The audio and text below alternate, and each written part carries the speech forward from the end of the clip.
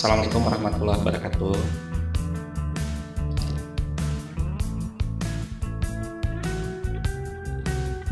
Halo semua sahabat pembelajar, semoga tetap semangat, tetap sehat walafiat. Mudah-mudahan banyak berkahan untuk pembelajaran hari ini. Kita akan membahas tentang pembelajaran PKN, yaitu keberagaman di sekitar kita, diantaranya adalah keagamaan, suku bangsa, adat istiadat, dan lain sebagainya. Nanti kita ikuti dengan penuh kesungguhan sehingga ada kemanfaatan dari setiap pembelajaran yang kita lakukan. Kita mulai saja. Ya, kita mulai dengan menu pembelajaran. Kita akan belajar PKN hari ini. Anak-anak semuanya, ini kita lihat di pembelajaran 4 PKN ada pembicaraan atau dialog antara Benny dan ayahnya. Benny bertanya kepada ayahnya, "Ayah, jika sudah besar nanti aku bercita-cita menjadi arsitek.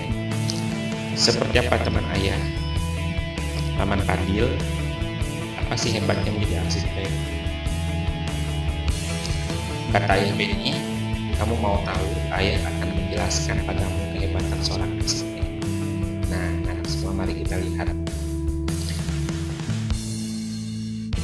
Ini kita melihat sebuah gambar Candi Borobudur.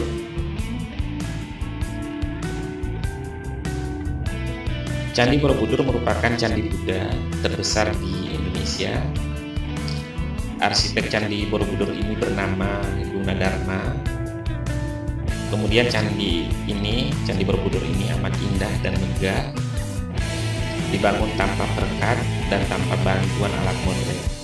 Ini tentu arsitekturnya sangat mengagumkan, menjadi kekayaan kita, kekayaan bangsa Indonesia, dan menjadi salah satu keajaiban dunia. Tentu ini dibangun oleh para arsitektur yang memiliki kemampuan yang tinggi dalam bidangnya. Tak heran jika Candi Borobudur menjadi salah satu keajaiban dunia. Berikutnya adalah Waduk Jatiluhur. Waduk Jatiluhur ini berada di Kabupaten Purwakarta, Provinsi Jawa Barat. Seorang arsitek juga berperan dalam menjaga lingkungannya. Misalnya, saat bekerja sama dengan insinyur teknik sipil dalam merancang Waduk Jatiluhur. Waduk Jatiluhur adalah kolam besar tempat menyimpan air untuk berbagai kebutuhan. Hasil karya kumpulan arsitek Indonesia ini memiliki banyak kegunaan. Di antaranya menampung dan mengalirkan air ke sebuah pembangkit listrik tenaga air sehingga dapat menghasilkan listrik. Waduk juga bermanfaat sebagai penyedia air bersih dan irigasi yang diperlukan untuk mengaliri sawah. Waduk ini juga sebagai pengendali banjir. Jadi Waduk Jatiluhur ini selain sebagai sumber pembangkit listrik tenaga air, juga mengaliri aliran pertanian di sekitar Bandung Barat, Purwakarta, dan sebagian Karawang. Anak-anak semua, berikutnya adalah Jembatan Suramadu. Ini pun karya arsitektur Indonesia. Jembatan Suramadu adalah jembatan yang menghubungkan Pulau Jawa dan Pulau Madura.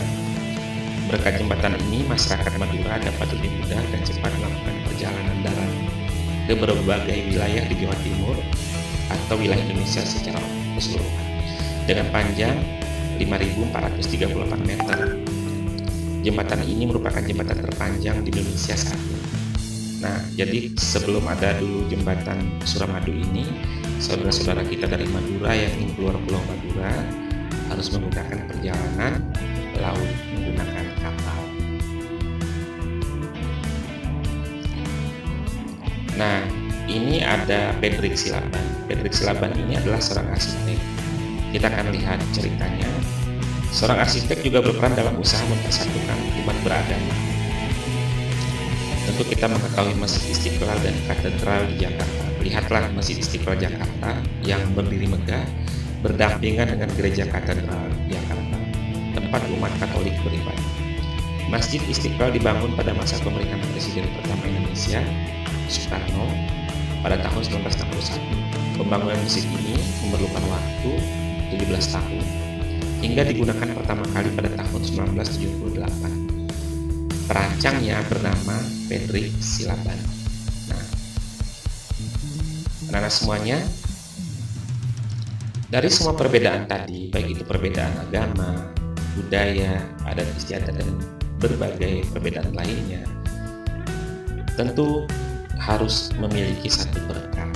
Nah, dan perekat yang sudah diyakini dan disetujui secara bersama-sama oleh seluruh bangsa Indonesia adalah Pancasila, yang terdiri dari ketuhanan yang Maha Esa, kemanusiaan yang adil dan beradab, persatuan Indonesia, kerakyatan yang dipimpin oleh hikmah kebijaksanaan dalam permusyawaratan perwakilan, dan keadilan sosial bagi seluruh rakyat Indonesia. Seperti apa Pancasila ini menjadi perekat dalam setiap keberagaman? Mari kita lihat pada tayangan berikut.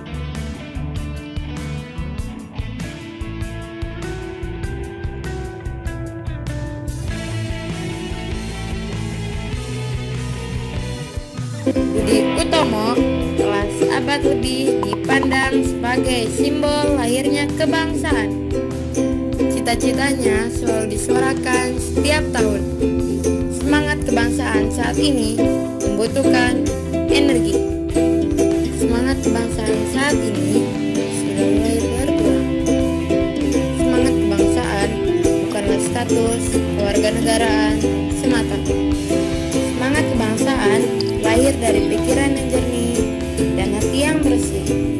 Semangat kebangsaan dapat diselaraskan dalam pengamalan setiap poin-poin Pancasila, seperti sila pertama, ketuhanan yang Maha Esa, hormat menghormati antara pemeluk agama lain sehingga tercipta kerukunan hidup.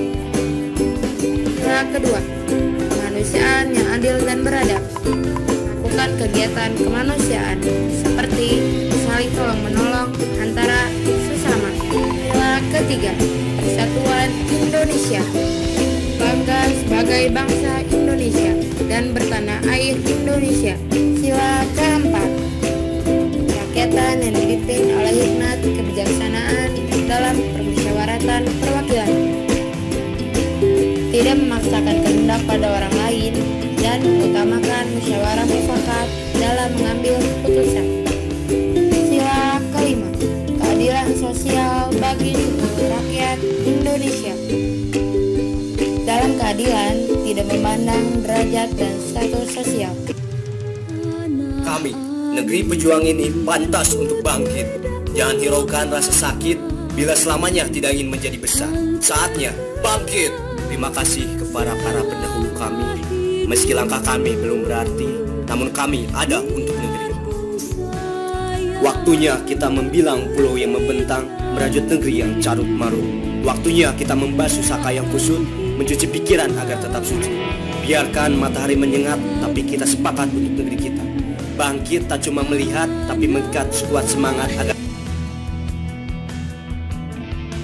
Ya, anak-anak semuanya, demikian tadi uraian bagaimana Pancasila bisa menjadi perekat persatuan bangsa, sehingga keragaman dalam semua hal bisa dipersatukan. Tentu kita memiliki satu semboyan Bhinneka Tunggal Ika. Kita juga tadi mendengarkan sebuah puisi bagaimana dibacakan dengan intonasi yang baik. Mudah-mudahan bisa menjadi panduan kita dalam membaca puisi di kesempatan berikutnya. Nah, kita akan masuk game quiz. Ya, ini ada beberapa game terkait dengan pembelajaran kita. Namun di sini kita tidak akan uraikan semuanya. Kita akan coba. Ya, membantu korban bencana alam adalah salah satu contoh pengamalan Pancasila, khususnya sila keberapa. Nah, jika disebutkan sila pertama, tentu tidak tepat. Nah, salah. Tentu sila kedua, kemanusiaan yang adil dan beradab. Oke, bagus, ini jawaban kamu benar. Kemudian yang kedua, sebagai siswa yang bertanggung jawab terhadap hasil-hasil keputusan dan musyawarah, seharusnya Tidak harus atau tidak wajib melaksanakan dengan syarat-syarat, tidak perlu melaksanakan atau melaksanakan meskipun tidak sesuai dengan pendapat yang dikemukakan. Nah, kita coba pilih yang keempat, apakah ini sesuai dengan sila keempat?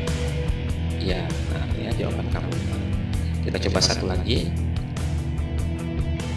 Keragaman yang dimiliki bangsa Indonesia menunjukkan bahwa bangsa kita merupakan bangsa yang lemah, tertinggal, kaya, atau modern. Nah, tentu hanya bangsa-bangsa dan negara yang modern yang bisa mempersatukan keragaman menjadi sebuah harmoni dalam kehidupan. Kita coba jawab yang modern. Ya. Oke, anak-anak semua, demikian pengantar pembelajaran hari ini. Mudah-mudahan bisa bermanfaat, terus bersemangat, selalu gunakan masker dalam aktivitas sehari-hari, mencuci tangan yang rutin dengan menggunakan air mengalir, menggunakan sabun atau hand sanitizer, dan kemudian hindari kerumunan, jaga jarak, selalu patuhi pesan ibu, pesan ayah, pesan orang tua. Terima kasih. Assalamualaikum warahmatullahi wabarakatuh.